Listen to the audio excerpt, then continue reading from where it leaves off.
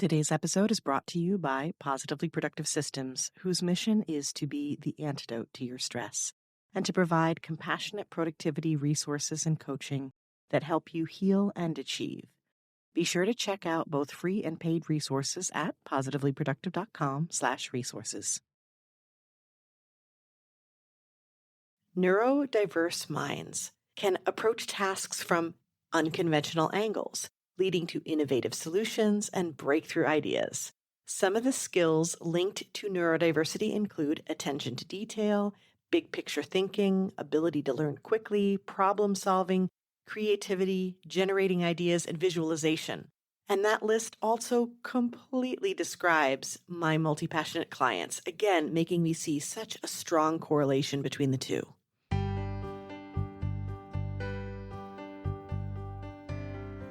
You're listening to the Positively Living Podcast. I'm your host, Lisa Zaratny, founder of Positively Productive Systems and a coach certified in time and stress management, helping overwhelmed clients make space for what matters. Join me each episode as we explore ways to live a more proactive, productive life with topics and guests that speak to simplifying self-awareness, systems, and so much more. I understand overwhelm personally as a fellow multi-passionate entrepreneur, wife and mom to kids and cats, and former caregiver. I'm here to help you choose what's right for you so you can do less, live more, and breathe easier. Sound good? Let's get to it. Welcome to the Positively Living Podcast. I'm your host, Lisa, and I'm a multi-passionate coach helping other multi-passionate creatives customize productivity approaches that honor who they are. We use their strengths, personality, and values as a foundation to develop processes and habits that will maximize their efficiency and happiness. Positive psychology lends a hand here because we focus on what works and lean into that.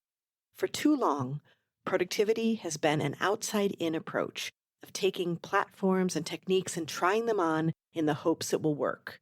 And for too long, when they didn't work, my clients would come to me asking what's wrong with them.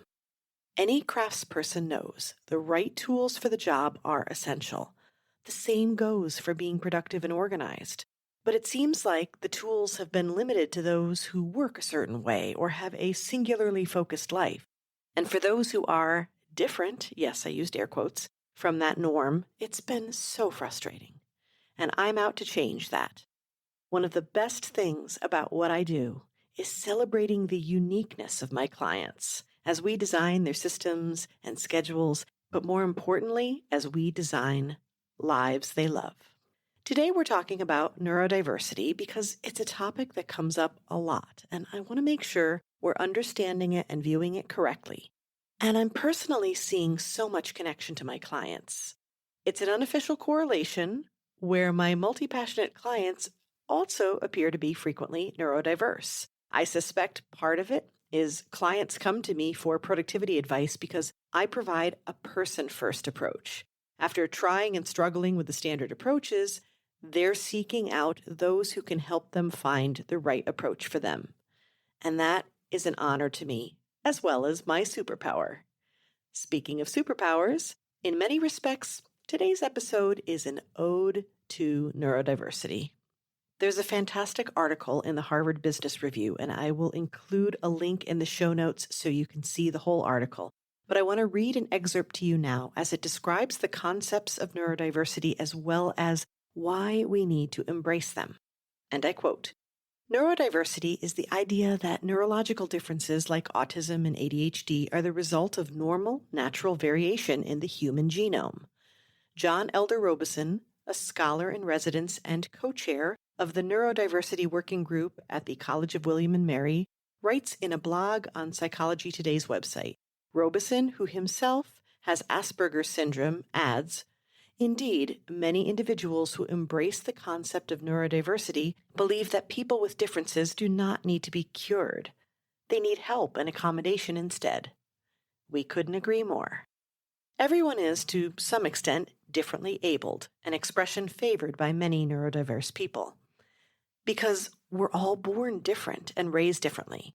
Our ways of thinking result from our inherent machinery and the experiences that have programmed us. I love that for so many reasons. The idea that we're all born different and raised differently is something that I express so much. It bothers me to use the term neurotypical because I have to ask what is typical. But what stands out for me most is this idea that to be neurodiverse does not need curing, but rather accommodating. That's not only a compassionate approach, it's wise, because those who are wired differently can bring a tremendous skill set to the table. If you want more capable minds contributing to our world, neurodiversity is the answer.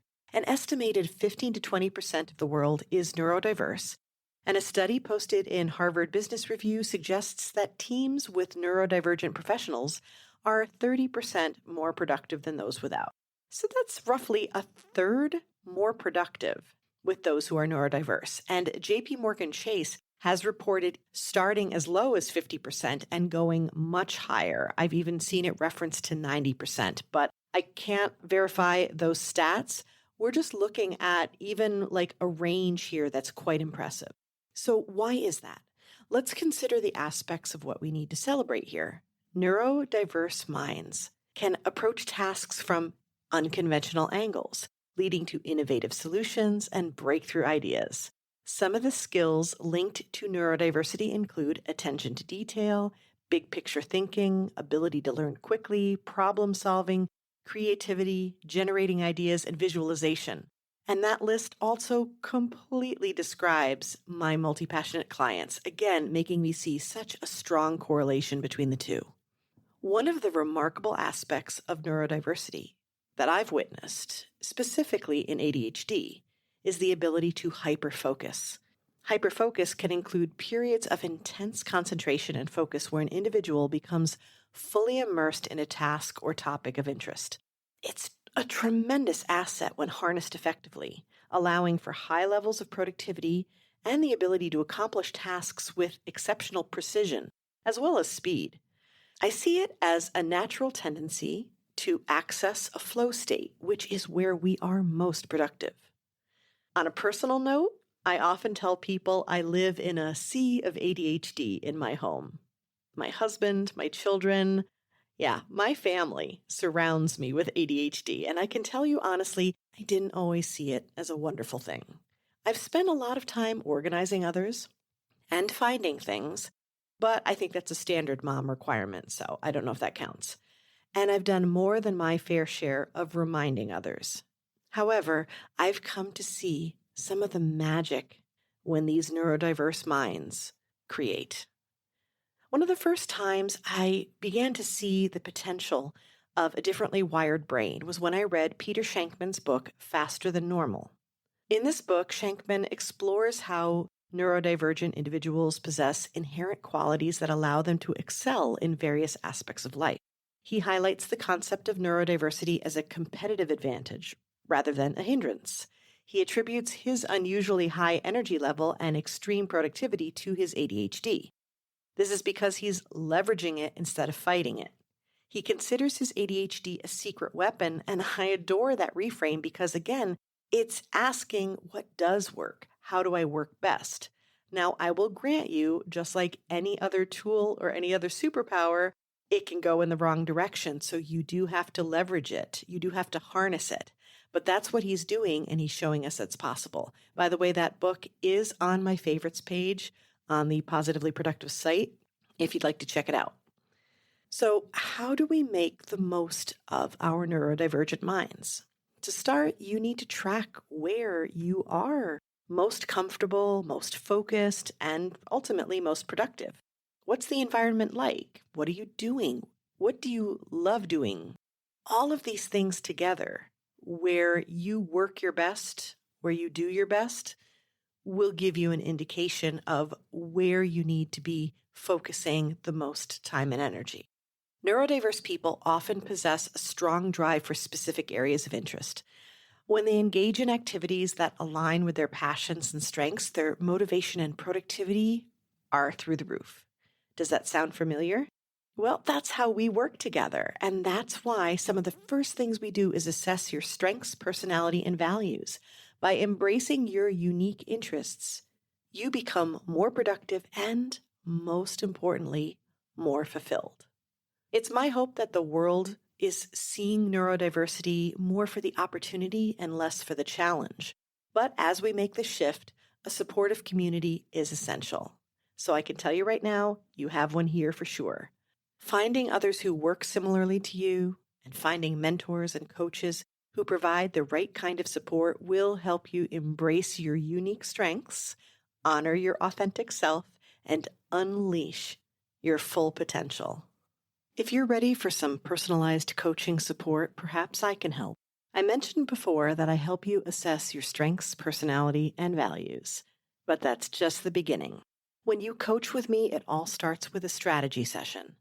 This session is the basis for the signature coaching package, which includes regular accountability sessions. And it's also a standalone coaching package for those who need a one-time option. Strategy is essential to create the right building blocks, and this session combines compassionate perspective with practical advice.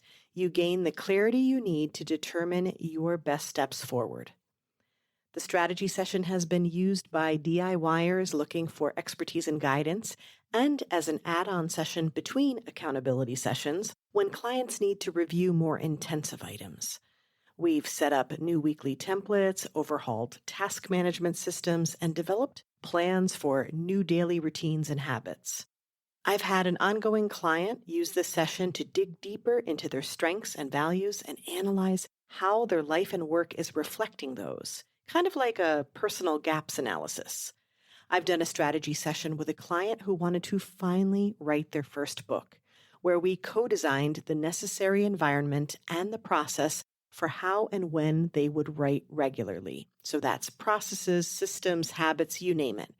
And I do want to note that for this one, we used accountability sessions after to keep them on pace and on track. And I am so proud to say, within less than a calendar year, they finished their first book. And now they're taking that same work that we did and applying that to writing book number 2 already. This session has been used not only to assess how a client works best, but where they might direct their career interests to maximize their satisfaction.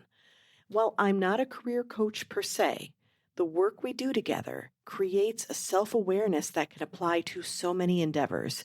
What we do in a strategy session alone makes working with other coaches, like business or career, more effective. How a client uses this foundational session is up to them, but the framework is similar. In a strategy session, we'll assess your strengths, values, and personality, inventory tasks and schedule, discuss your daily routines and habits, and identify your goals. And our goal for the session is to create a personalized productivity plan, and you will walk away from the session with a much better understanding of who you are, how you work best, and, as I often say to podcast guests, what makes you light up? All of these things contribute to your most productive self. You'll also walk away with specific action items. I help you track those so you don't have to remember them. And this is your starter plan that you can develop over time on your own, or we can do so together.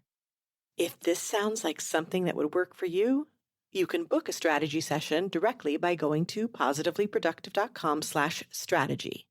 And be sure to use the promo code PODCAST for a special listener discount. If you have questions or want to connect with me and book a discovery call so we can explore which package is best for you, you can do so on my Connect page at positivelyproductive.com/connect. I hope this episode has inspired you to think of yourself or someone you care about in a new light. I'd love to know what you thought about this episode and what topics you'd like to hear more about. And as always, I'm so grateful you joined me today, and I can't wait to do it again next week.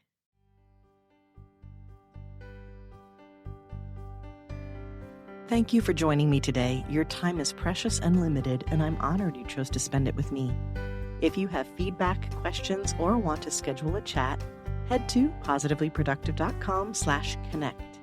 And if you are looking for any of the resources referenced on the podcast, from books to products to training and more, go to positivelyproductive.com/resources.